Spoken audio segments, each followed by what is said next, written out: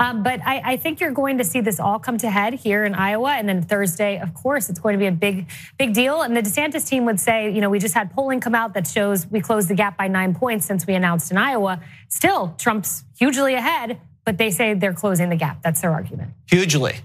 Look, if you look at the polling now, it was Trump 34 in Iowa. It's now Trump 25. Still a big lead. Double digits. Still a very big lead. Kayleigh, thank you so much. Interesting. You might think there's nothing wrong with that video. That's just usual Fox News stuff. It's Jesse Waters and former Trump press secretary Kayleigh McEnany. They were discussing Ron DeSantis's and Trump's polling numbers, but apparently McEnany's polling numbers were a bit off, and Trump decided he needed to bring the truth on Truth Social. Here's what he posted. Kayleigh milquetoast McEnany gave out wrong polling numbers on Fox News. I am 34 points up on DeSanctimonious, not 25 up. Well, 25 is great. It's not 34. Yeah, it's a difference of about 9, buddy. She knew the number was corrected upwards by the group that did that poll. The RINOs and globalists can have her. Fox News should only use real, capital S, stars. Once again, our 45th president and 2024 presidential candidate proves that he can't spell. It's actually spelled milquetoast with a Q-U-E. So yeah, can't even get the burn right. I also love how he chooses to capitalize random things in his truths. I think he's really the one writing those truths rather. So Trump and McEnany, they just haven't been buddy-buddy lately. Let's remember, this is someone who served in his administration, in his White House as the press secretary. Here's some reporting from Mediaite on the exchange between these two. In November, McEnany encouraged Trump to put his presidential campaign, quote, on pause. While earlier this month, Trump accused McEnany of speaking favorably about DeSanctimonious. How dare she?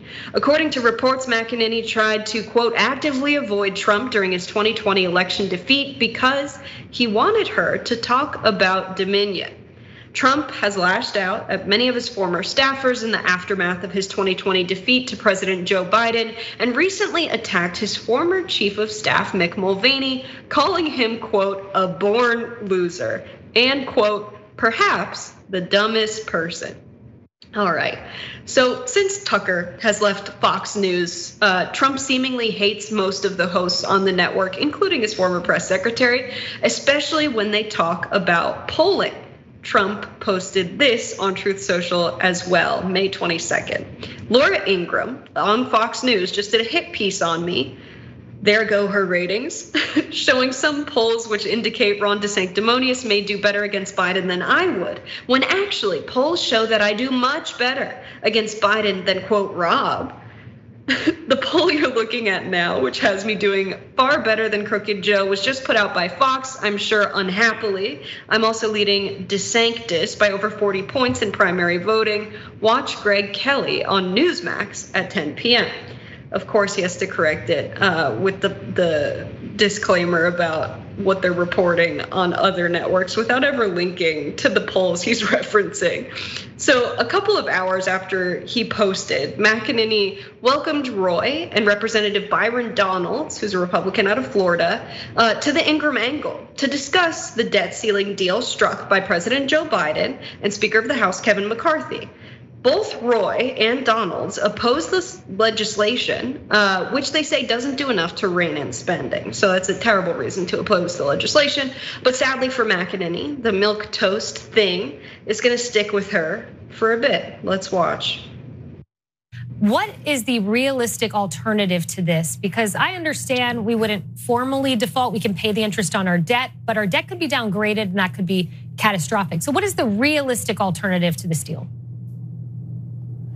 Well, thanks, Kayleigh. First of all, everything that we're seeing out of the bill that was put forward, this deal, this hatch this weekend, is pretty milquetoast, if that word might mean something to you.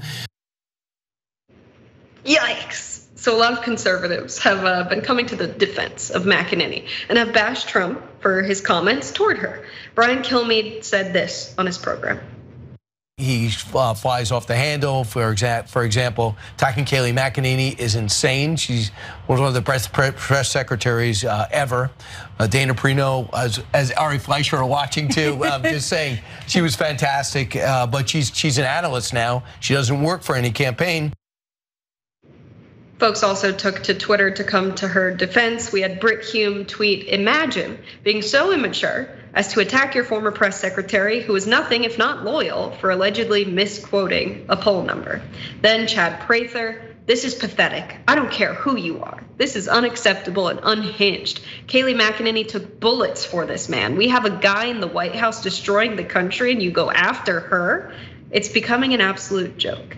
Reporting from Mediate, former Trump legal advisor Jenna Ellis also reacted to Trump's post, tweeting, I will simply leave this here for when people ask why I and many others didn't return for 2024.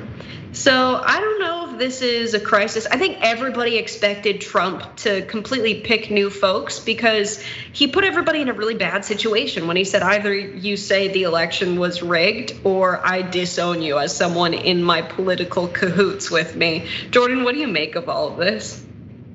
Well, the old saying goes, if you want a friend in Washington, you get a dog.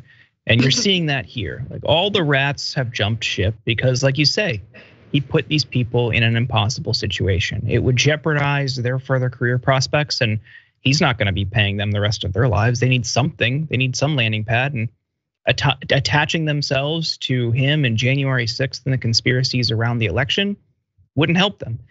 But what you're seeing is him lashing out because he was so used to Fox and every conservative pundit for the last several years defending and justifying everything he did.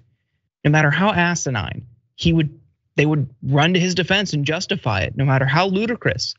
And now they're not so sure they want to be tied to him, or for Fox, make their entire brand a pro-Trump outlet. And he can't handle that because this is a guy who gets most of his validation through the TV.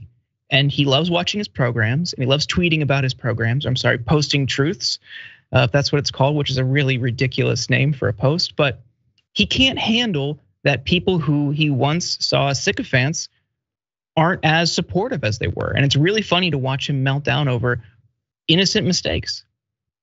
Yeah, seriously. I think he's so nervous about losing his position as the leader of the Republican Party, which I would argue he's already lost. The polling numbers look good, but I feel like primaries are so much more about how much you can appeal to the establishment of the party because they have so much say over how things go in primary elections. The precedent that was set after 2016 by the Bernie and Hillary situation, where you had Hillary Clinton essentially with her hand in the purse. I mean, she provided the purse for the DNC. That was a huge problem. But then she was using the victory fund for her primary election. Why do we think that happened? Would that have happened if Bernie had the cash on hand to bail out the debt of the DNC? I don't think so, because the establishment doesn't like outsider populist candidates. They like people like Hillary Clinton. They like people like Ron DeSantis, who is unhinged and certainly fascist, but he's someone that will have that political professionalism and play by the rules of the game. That's something that the establishment loves because they write the rules of the game. And so having the establishment like you gives you the upper hand in a primary contest. Why? It's not really about who's the most popular, because as established, when people question the legality of what went down in 2016, it's party business. It's not governed by election law. So a primary isn't really about who's the most popular among the public anyway. To me, I look at who's playing the game to make the establishment like them and the loyal party voters like them enough to be tricked into thinking they're the winnable option as a candidate. People love picking winners, but also they really have no choice given how parties govern their primary elections. Jordy, I want your thoughts on that. How do you feel about that take? Because I'm still going back and forth on it. Well, I mean, I think all of this is kind of moot, because if he does emerge as the front runner and just cleans up in the primaries, all of these people, because they have no ideological consistency, there are very few people who would actually just refuse to back him if he's the candidate. They would just turn back and support him and justify everything he does again. It's very frustrating as people, and I know you are, and I know a lot of the viewers are, who are driven by ideology. And that's why people backed candidates like Sanders, because of the consistency in their ideology and in their time in Congress and what they stand for and their legislation. You don't see that on the right as much. And it's really, I don't know, it's confusing, it's frustrating, and especially when they are successful, it's demoralizing, because these are people who just jump back and forth between varying people or positions, whatever suits them best in that moment. And I don't know, I don't know what it's gonna look like. Yeah, we're just here to try and make sense of it all, but sometimes it just has to be entertaining watching these folks go back and forth with each other.